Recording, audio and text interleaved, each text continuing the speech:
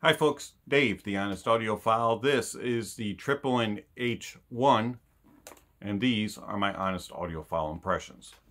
The Tripowin H1 has a 50mm dynamic driver with a 3-layer carbon polymer diaphragm, 105 decibels sensitivity, 32 ohms of impedance, and a frequency response of 5 Hz to 24 kHz.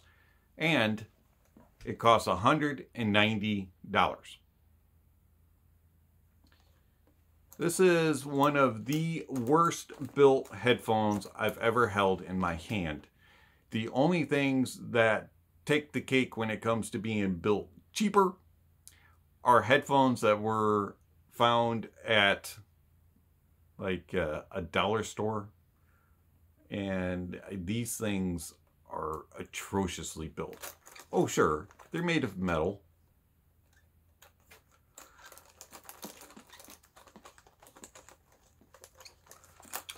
Yeah, where should we begin? Let's start with the positives. The cable. The cable is very nice. It's got like this paracord braid. Terminates in 4.4, which is a little strange.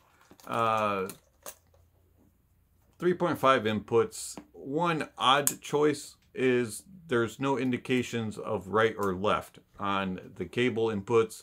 So you kind of have to guess which one, listen, do an audio check, right channel, left channel. Oh, okay, I got them in right or I got them wrong, got to swap them.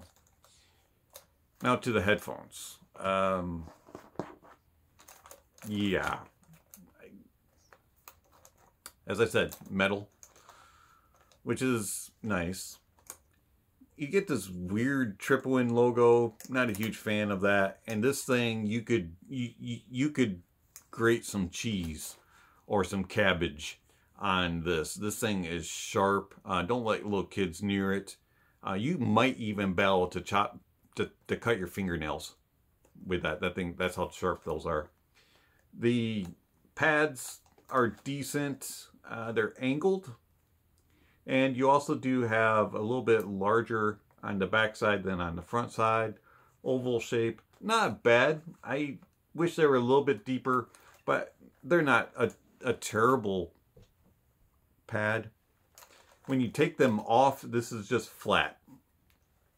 It's just a flat plate, and there's this little super thin, razor thin groove that you can line up other pads with. It's extremely hard. Do it if you have a lot of patience. If you're impatient, like I am, don't try changing pads on the H1s. All right, the next thing is the slider mechanism.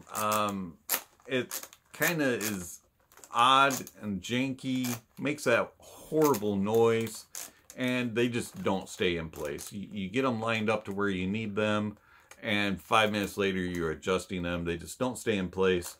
And then the rods that they ride on are curved permanently. So that angle is the only angle available. And I hope your head fits it. And then you have this headband. Yeah, I don't know what Tripowin was thinking. It's basically a piece of cardboard wrapped around a metal rod system with no padding and a little bit of faux leather on it. This thing is most uncomfortable. Puts a big major hot spot on the top of my head. I'm sorry, $190. This thing is atrociously built. It goes on your head and it just kind of wobbles. It doesn't clamp. You get a seal kind of, but it's just not. This is not a good built, very well built headphone whatsoever. Yeah. Moving on. So Tripowin says that they're targeted tuning. This is according to the About section on Linsole. It says, to achieve the most balanced and natural sound, Tripowin has studied the world's most famed and expensive headphone measurements to assess the sound signatures behind them.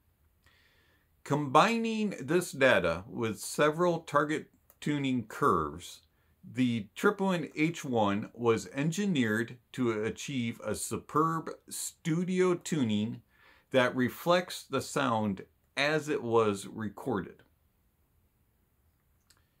Now, I don't know what headphones Tripowin researched and studied. They say the most famed and expensive H1 must sound good. The Tripowin H1 bass. First word that comes to mind is anemic. The bass on this is very thin, does not have good body to it, and it's not really that great with tone or timbre, and details is alright. Resolution is meh. Mids. Let's come back to that. Treble. What treble? There is absolutely a ski slope downhill of treble from 8K on. There's absolutely no rise whatsoever. It's just a straight slope down.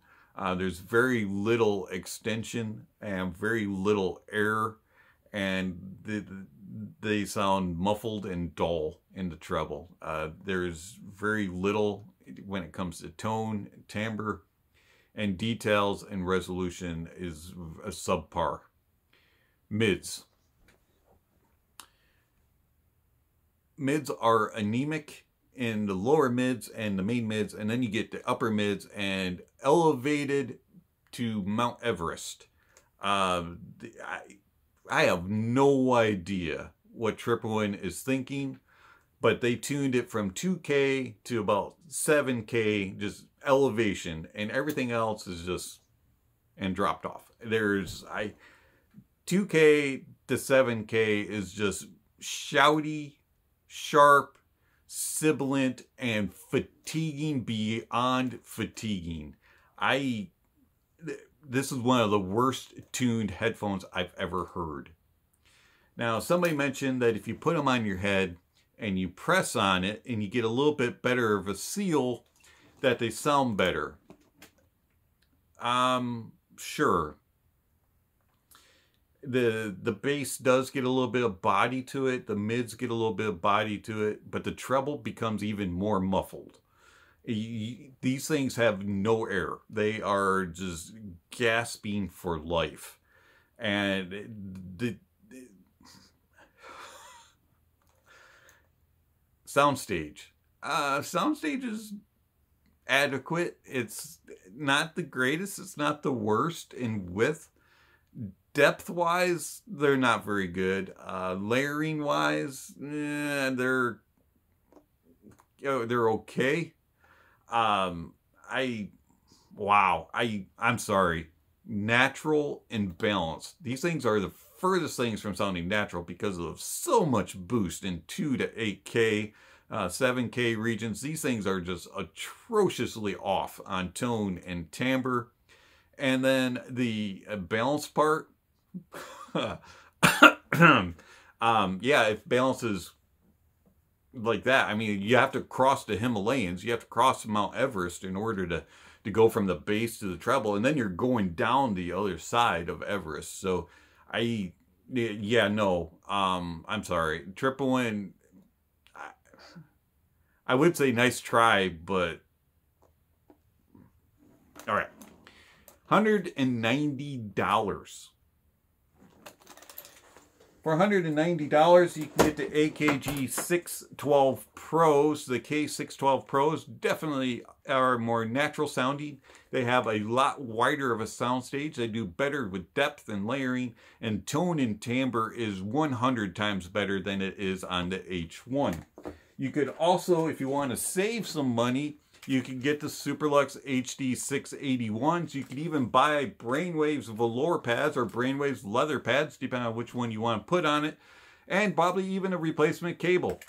And you would still be cheaper than the H1s. Are they built better? It's debatable, but they clamp and they seal, and you get better sound, especially after you do a little bit of modifications with some cheaper pads. But if you really want to get a bang for your money, pick up a pair of these, the Sennheiser 580s. These are the Precisions. You can also get the 5.8Xs or the other 580 Jubilees. Any of those are perfectly better than the H1s. You're going to get a nice clamp. You're going to get a great fit. And you're also going to get a spectacular sound with better details, better resolution, natural and accurate tone and timbre, better bass, and also you're going to get a whole lot better soundstage, more accuracy with depth and layering. The 580s blow the H1 out of the park.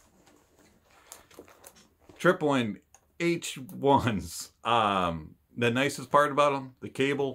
Keep the cable and put a red dot on for the right and a blue for the left. You'll have a nice cable, and I don't know what to do with the headphones. It's been Dave, the Honest Audiophile. Thank you for watching, and I'll catch you on the next video. Speaking of next video, somewhere on the screen, subscription links, notification bells. If you haven't already, check those off.